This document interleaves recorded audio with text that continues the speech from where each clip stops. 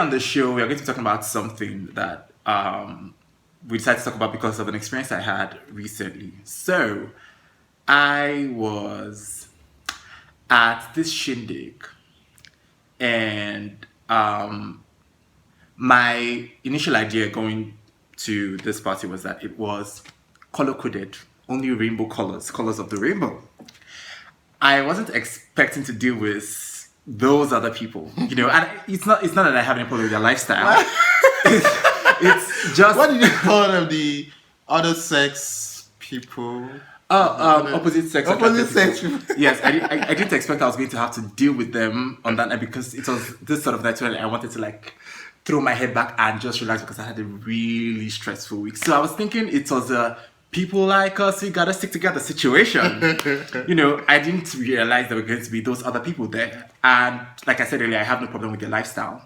But I just, you have to take them in small doses. And dealing with them in proximities, literally, they'll be shoving their lifestyle down your throat. And my gut reflex is not very good.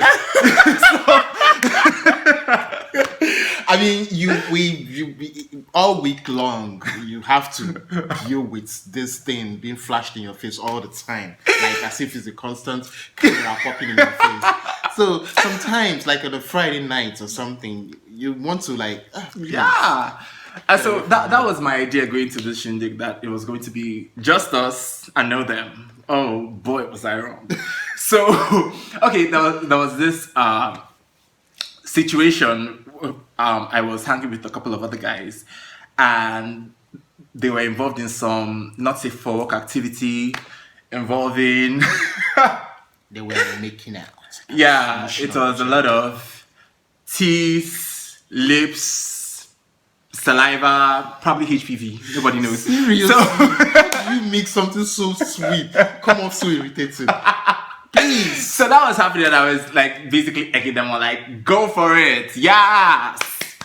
And then this dude walks in, and I'm like, don't they look so cute together? And then he starts with some preaching a sermon nobody asked, and then typical dossier behavior plus a little bit of vodka. I was like, you know what? I kicked him out of the room where we were, and then I slammed the door. Fast forward to the next day. So just to be clear, this guy turned out to be straight. After this, they told him, it talked about this other couple and how they look cute together. He went off on a tangent about him being straight and reinforcing that, which nobody asked. Nobody cared. So the next day, apparently somebody mentioned what had happened to the hosts, who happened to be an ally, and she was so sweet and wanted to know how we were doing and was apologetic. She didn't know the part about me kicking this person out, so she was really apologetic. And she kept talking about sort of like she kept asking why nobody told her when it happened, and for her to have done something and reacted and all of that. And I kept thinking, like, this is so sweet, this is wonderful, this is your darling. But I am 6'4" and you're 5 something. In what world would I run to you for protection in that kind of instance? And it had me thinking about allyship and the importance where the line exists or could exist between being helpful and being patronizing. That the LGBT community is perpetually the narrative that comes out of the LGBT communities is these people that are perpetually in need of help, because and that's good. It's a human thing to do that. When marginalized people are going through what they go through, those who are in the majority should, champion their causes, and that's a good thing. But it's important to understand that the people in the marginalized group, they're capable of dealing. They have agency themselves. Yes, they have an agency themselves. Because the danger of positioning yourself as in the majority, as someone who that those issues cannot be addressed unless you're the You are one present. present. The danger of that is that when you decide to take a break, because at the end of the day, it's not really a struggle. So the dangers of that kind of thing is when you decide to take a break and just like, let's just chill and relax and all that stuff. The fight still goes on, the oppression still goes on, and if the marginalized have grown so dependent on that kind of outside assistance, they're left in a lurch. So Yeah, I do it's think it's more a question of it's not a question whether or not we need allies to speak up. Yes, we obviously do, but it's also, this is more a question of where and how, right? I don't think it's useful to do for people what they can do for themselves, themselves. Yeah. right? I don't think it's very helpful because yes, we need allies to speak up and speak out, to shop and shout and all of those things. But there are instances like the one that just happened where it's obvious that these people can take care of themselves. So ultimately, when all of this, the structural LGBT rights, everything comes down to acknowledging that LGBT people are human with their full range of rights and the full range of capabilities and all of those things. Because So it's sort of dicey. It's sort of like it raises questions when, as an ally, it's almost as if you do not believe or do not understand that LGBT people have any agency to speak of. because it feels like you said, it feels a little bit patronizing because what's this sort of imposition implies is that, well, the people who oppress you are straight people. We are straight people, so And we so, are just leave them to us. We're going yeah. to handle them for you. And so it brings into this question all these labels that separate us. You'd be like, it's like, okay, well, you as a community, you have your issues, you deal with them, and then we'll deal with the straight people. But no, it's not just about who's straight and who's queer. In any community or in any society that has a marginalized group, and the people who champion the people in the majority should not also be in the majority of their narrative as well. It's like you support what they do. That is what being Yes, an you ally. are there to support, amplify yes, the voice, not exactly to your be the voice, voice. not to take control of their voices. And I quickly realized this when because I don't even know what, I'm a feminist, and sometimes I'm Controversial. yeah, I'm very, I'm very, I can get very invested in issues about equality of the sexes and all that stuff, but and and sometimes, and this is why I understand that sometimes allies actually feel like they are, they mean well, because sometimes when I talk about issues like that deals with women, I always have nothing but the best intentions.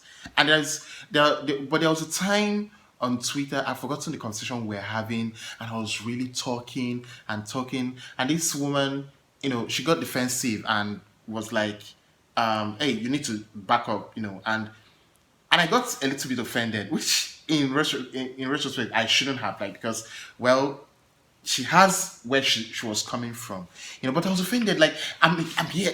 My mentality was like, I'm here offering you my help, and you're just telling me to back off. Like, why would you even do that? So um, it didn't end well. That conversation. Obviously. That didn't end well, but I did myself a favor of actually what prompted me to do that, to sit down and think about that conversation, was my indignation that why would I be even put in a spot where you're telling me the things you're telling me? That's so mean and hateful, and why? I don't deserve that. Look at me, I'm so oppressed right now. So, but I thought more and more about it, and I retraced my steps in that conversation, and I realized what an imposition I was being, and how ultimately this isn't my And how you story. could have been taking too much space. Yes, In that exactly. instance. That's the word. Like taking too much space in, when I'm supposed to be in the back seat and I'm struggling to be in the front for a classroom that is not mine to begin with. So that's essentially what's, it's not like, we allies are good, They're necessary, are actually. very, yeah, they're very necessary. And We love you. it's it's nice also Some of that the time. there are allies who are so invested in the issues of the marginalized group that they actually fancy themselves being in the forefront, fighting for the LGBT. But it's a very delicate thing because you have to understand that there are points. Like when you push too much in the front, it tends to, when especially when the society perceives that the only voices that are loudest are from the allies, the impression that the marginalized group are weak becomes predominant. And there is nothing I resent more than when, especially in Nigeria, when the LGBT community in Nigeria are perpetually pushed as hiding or weak or afraid of their shadows and all that kind of stuff. It just, because there are people who are bold, there are people who are living their lives, there are people who are speaking up, there are And people who even are taking a stand, and even just if yeah, sorry for cutting you. Even speaking to, boldness, like we usually tend to think about boldness as this extreme. It's the yeah, little things. it's true. Like in that instance now where I kicked the guy out of the room where we were. I could easily have done nothing, and nothing would have happened, right? That was not that big a deal, but it was important That to happen. And I think on the part of LGBT people also, there's impulse to always be the shrinking violet, and it's understandable. There are instances where you are faced with the possibility of confrontation and you're thinking, okay, I don't want to be a part of this. But sometimes be a Venus flytrap, be a cactus. Not every time you shrink away. Sometimes stand your ground. prick them. Get out of here. You have no reason to be here.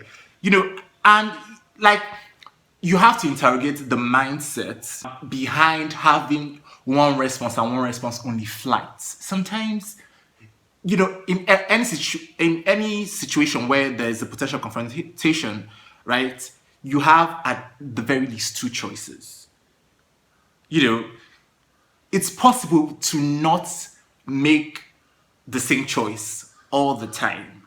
Like, not all situations are equally potentially dangerous or any of that. Sometimes hold your ground, be a Florida man. And it just it would be greatly surprising what holding your ground, the kind of result it will yield, because we become so invested in our fears and our safeties that we forget that sometimes it takes a pushback to impress on the opposition that this is what it is not acceptable, and that is really what they need to listen.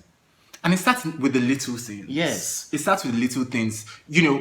First of all, it's important to divest yourself of this conditioning and this idea that any minute when you are confronted with anything that has anything remotely to do with your sexuality, the only natural response is to run away or to shrink. Like the minute you cannot, you start with the little things. The minute you rid yourself of that sort of knee-jerk response, the minute you're able to interrogate it and do better than that, every once in a while, nobody's asking you to, be doing jack all over the place, but you look at the situation, you weigh situation. Is this a situation where I can get away with this? You do it once, you do it twice, you do it three times. It's that sort of reconditioning is what gives room and space for you to then imagine the possibilities of the possibility of bigger things. Yes, exactly. So, I it's very it's really important for the when the members of the LGBT community when to be less invested in the idea of safety, because sometimes, like I was saying before, like sometimes it is a pushback. It is the hints of defiance that puts that whole oppression, that calls it to a halt. Yeah. Because there are situations where people this is in cases where guys in the LGBT community are set up during in all these hookup scenes and all that stuff, and somebody you probably comes to see you and gets all and then after, when the person when you've concluded your business, your sex and all that stuff, and the person is like tries to intimidate you into extorting money from you, maybe like raises his voice a little bit or acts aggressive, with the impression that all he needs to do is do that, and the impression of your environment does the rest of the work for him. The idea that, oh my god, he's raising his voice, and so you might get outed, my God, will I'm so do scared. the rest of the work for him. Sometimes the bite is not there, it's just the back, and so all you need to do is back even louder, and that threat goes away. Yeah. So and so it's really important that, as this episode really was about talking to allies, but there's an underlining issue about why we even need to. Why there's that vacancy? Yeah, where we create that vacuum allies for the step allies to into. step into. Exactly. But because in the instance of the story, eventually it came out that he did something, and the host was commendable about that. So it creates that impression that, oh, okay, I really don't have to do, like in the Yeah. case of next time, I really don't have to do, all I have to do is just maybe like they can handle themselves. She gets that education that it is possible for the people who are being oppressed to handle themselves. And so when we do more for ourselves, we create less of a room, I suppose, for the allies to have to come in and take over. And also, like speaking to you were saying something about safety earlier, and I think it's important to point out that safety is crucial.